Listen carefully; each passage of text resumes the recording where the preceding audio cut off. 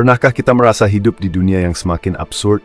Wajah-wajah manusia tampak hidup, namun matanya kosong. Keindahan yang mekar hanya sebentar, lalu segera layu. Jam berdiri tanpa jarum, seolah waktu berjalan tanpa arah.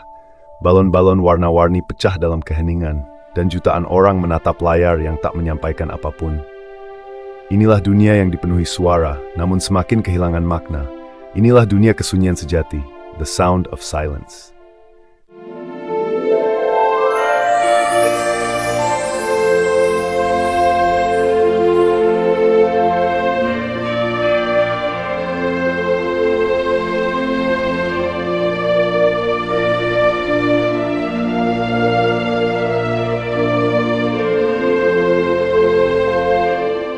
Di tengah dunia yang bising namun kosong itulah, seorang pemuda bernama Paul Simon menulis sebuah lagu sederhana pada tahun 1963. Ia menulisnya di kamar mandi kecil rumah orang tuanya, hanya ditemani gitar dan suara hatinya.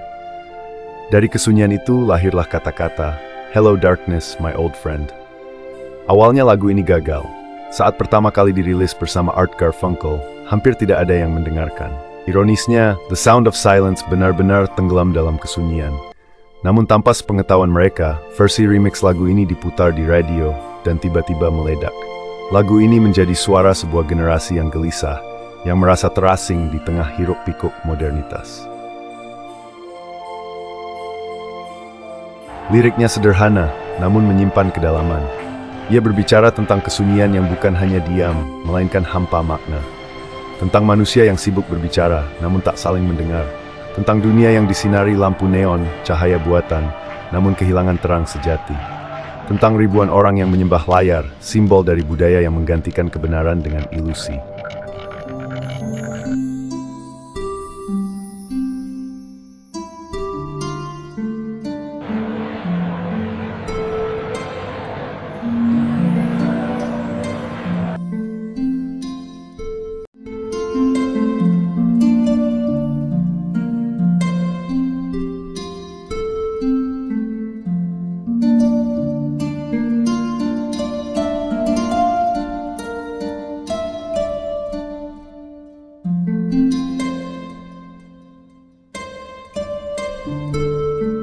Di balik puisi itu tersimpan kritik pedas.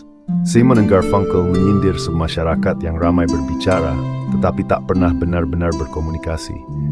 Dunia yang penuh informasi, tetapi miskin pemahaman. Orang-orang yang lebih memilih menyembah bayangan, ketimbang mencari kebenaran. Dan kini, lebih dari setengah abad kemudian, pesan itu terasa semakin relevan. Kita hidup di era yang disebut post-truth. Ketika kebohongan yang diulang-ulang dipercaya lebih cepat dari kebenaran yang sepi. Manusia ramai berteriak, tapi sedikit yang mau mendengar. Kita dikelilingi cahaya layar, namun hati kita semakin gelap. Bukankah inilah the sound of silence yang sesungguhnya? Namun di balik kritik itu, lagu ini juga menyimpan kerinduan spiritual. Kesunyian sejati bukan hanya hampa, melainkan ruang di mana manusia dapat mendengar suara hati, bahkan suara Tuhan. Sebab di tengah kebisingan dunia kita kehilangan kemampuan untuk hening, padahal dalam keheninganlah kebenaran sering berbicara. The Sound of Silence bisa menjadi doa, sebuah panggilan agar kita berhenti sejenak, melepas topeng-topeng, dan sungguh-sungguh mendengar. Bayangkan kerumunan orang memakai topeng, saling berbicara, namun tak ada yang sungguh mendengarkan. Bayangkan bunga yang baru saja mekar, lalu seketika layu. Itulah gambaran dunia yang absurd, yang sebenarnya sudah disindir dalam lirik sederhana. People talking without speaking, people hearing without listening. Dunia mungkin semakin absurd, penuh kebohongan dan kehilangan arah.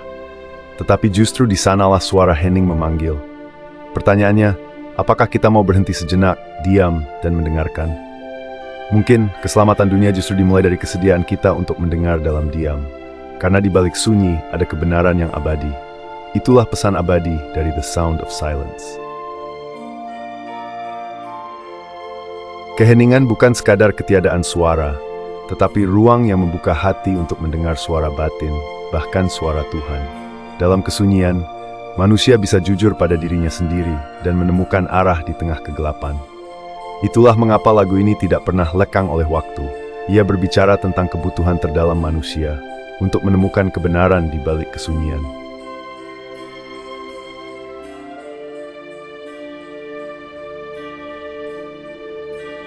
Hingga kini, setiap kali The Sound of Silence diputar, ia bukan hanya nostalgia musik, tetapi juga teguran lembut bagi dunia modern. Teguran bahwa manusia perlu berhenti sejenak, diam, dan kembali mendengar dengan hati. Karena seringkali, dalam keheninganlah kita akhirnya menemukan suara yang paling jujur. Dalam terang iman Kristen, The Sound of Silence dapat dibaca sebagai undangan rohani untuk memasuki hening, tempat di mana suara Tuhan seringkali hadir paling nyata. Di tengah hiruk-pikuk dunia yang penuh kebisingan informasi, hoaks, dan suara-suara palsu, keheningan bukan sekadar kosong, ia adalah ruang kudus untuk mendengar Sang Firman. Nabi Elia pun belajar bahwa Tuhan tidak hadir dalam angin besar, gempa, atau api, melainkan dalam suara angin sepoi-sepoi basah. Itulah Sound of Silence yang sejati, hening yang justru penuh dengan kehadiran Allah. Maka, lagu ini dapat menjadi refleksi iman. Apakah kita masih berani diam, mendengar suara Tuhan yang halus itu? Ataukah kita lebih memilih topeng-topeng dunia, menyembah neon gods ciptaan manusia, sebagaimana disindir dalam lagu? Yesus sendiri berulang kali menegaskan, barang siapa mempunyai telinga untuk mendengar, hendaklah ia mendengar. Pesannya jelas, diamlah sejenak, lepaskan kebisingan semu, dan bukalah telinga rohani. Sebab hanya dalam keheningan, manusia menemukan kebenaran yang sejati, bukan kebenaran yang dibentuk oleh mayoritas atau media, melainkan oleh Kristus sendiri, Sang Jalan, Kebenaran, dan Hidup.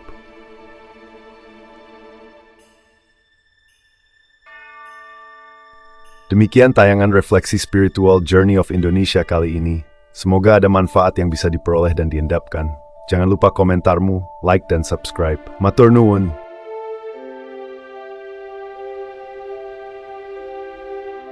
Kiranya Tuhan memberkati kita semua. Matur nuwun.